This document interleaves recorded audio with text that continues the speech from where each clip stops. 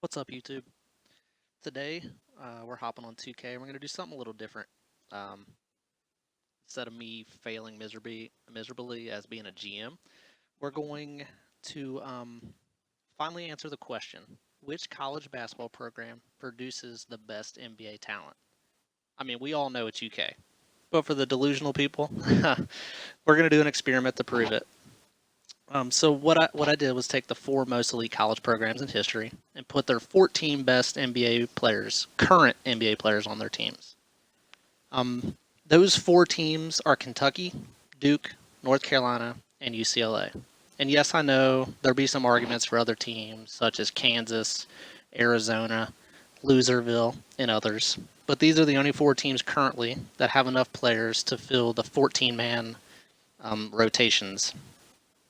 The numbers were Kentucky with 29, Duke with 24, UNC with 14, UCLA with 13.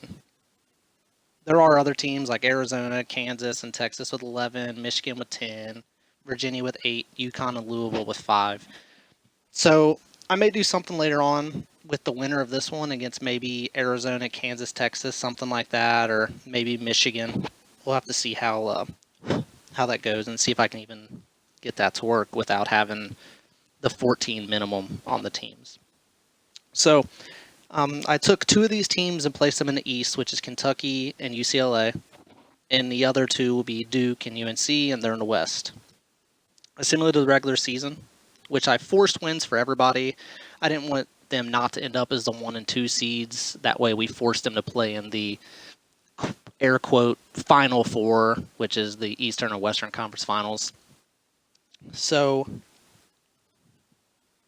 after I did that, we obviously were in the Final Four here. It'll be Duke against UNC and UK versus UCLA. I did 1-game series rolling up to this because, like I said, none of that really matters. But these are going to be 7-game series. So let's take a quick look at the rosters. And I didn't change anything. I did change the minutes. I wanted to give the best guys, 35 or so. But I did let the computer pick the starters. And if anything changed, like I think for Duke, they had Marvin Bagley or something like that as their center. I went ahead and put Zion in. I know everybody wants to see Zion. So let's jump on the rosters.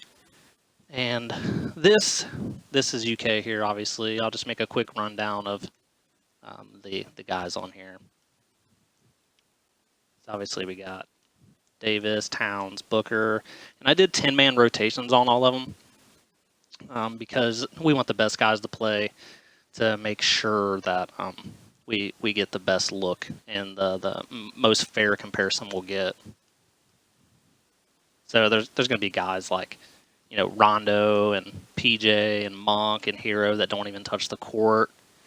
And this is Duke here.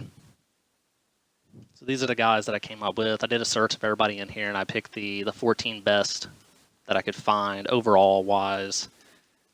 And so that's them. And so far, these two are pretty good.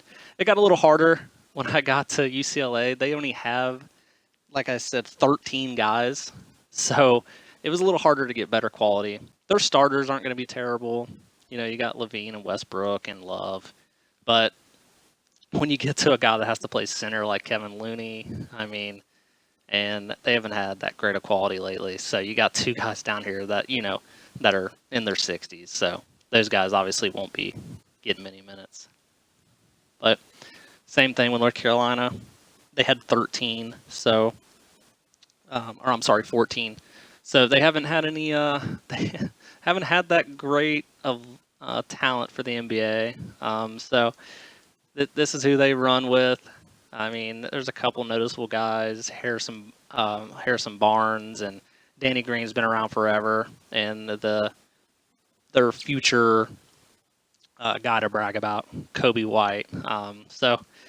There's not much going on here. Cam Johnson last year to the Suns, and I know he retired, but I had to put Vince Carter in here, one of the greatest ever. So other than that, we'll move on and see. Let's just jump in. I'm going to simulate round to round. Obviously, we want to see what happens here. So I'm going to go ahead and simulate this round. And so here we go. The final four to determine who's the best. UK versus UCLA. Duke against UNC. 7 games to prove who belongs in the finals. So let's see what happens.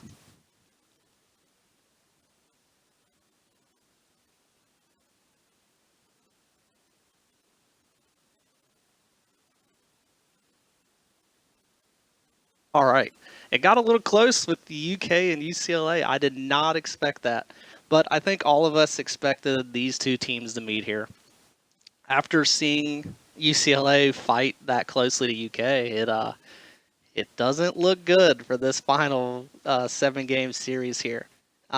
So we'll let them battle it out, and we'll see who is the best college program ever. Well, in the sort of putting guys in the NBA to 2K standards.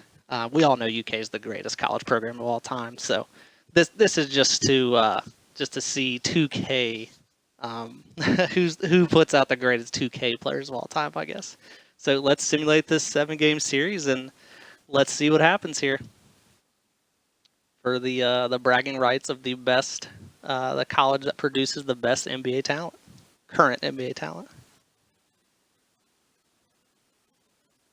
UK 2-0, UK 3-0. Duke gonna battle back. They are 3-2, and Kentucky takes it away 4-2. They're the greatest of all time. We all know that. I'll keep tooting the horn. I'm a UK fan, so so Anthony Davis, one of the greatest players in the league right now. It's just crazy to see that he won the MVP, averaging 16 points a game, 11 rebounds. So that just tells you that it was, equally balanced around. So I guess we can look at that final game here and see what happened. Kyrie and Tatum tried to carry him with 27, 26 respectively. So, and yeah, like I said, it was even 22, 21, 19, stuff like that. Eric Bledsoe was off the bench, so John Wall didn't do anything, it looks like. But, so, like I was saying, I think what hurt them, obviously, is the size. You had, I wanted to make sure their best players played. So, yeah, I did. I had Kyrie, JJ, Tatum, Ingram, and Williamson. I know the size probably killed them there, but I could have probably, put Bagley in or Carter, but I wanted to go with the best overall guys playing to give them the best shot. Same with every team. So we can go real quick and look at the playoff stats here. And so player stats for Kentucky here. Looks like Booker, Davis, Towns, Murray. That's the starting 5. So it just goes to show you that it was pretty even there.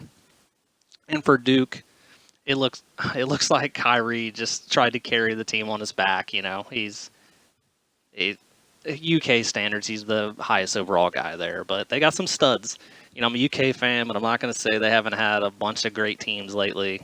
And I mean, he played 11 games when he was there. So, but Brandon Ingram, previous video I picked him up. I said he's going to be one of the future stars. This guy's coming around. So, and obviously Tatum. And we all know what Zion can do. So they have a bunch of young talent here. So this is just a fun little experiment to do. Like I said, there's a couple more teams out there with 10 players or so. So I may throw UK back in here since they won this and put them against teams like Michigan and, Texas and some, we'll just see who I can find that have enough players. And then we can try that out with some more guys. I just figured these 4 right here are the most recognizable in college history. So, like I said, we could probably do Arizona, Kansas, Texas, maybe Michigan, something like that.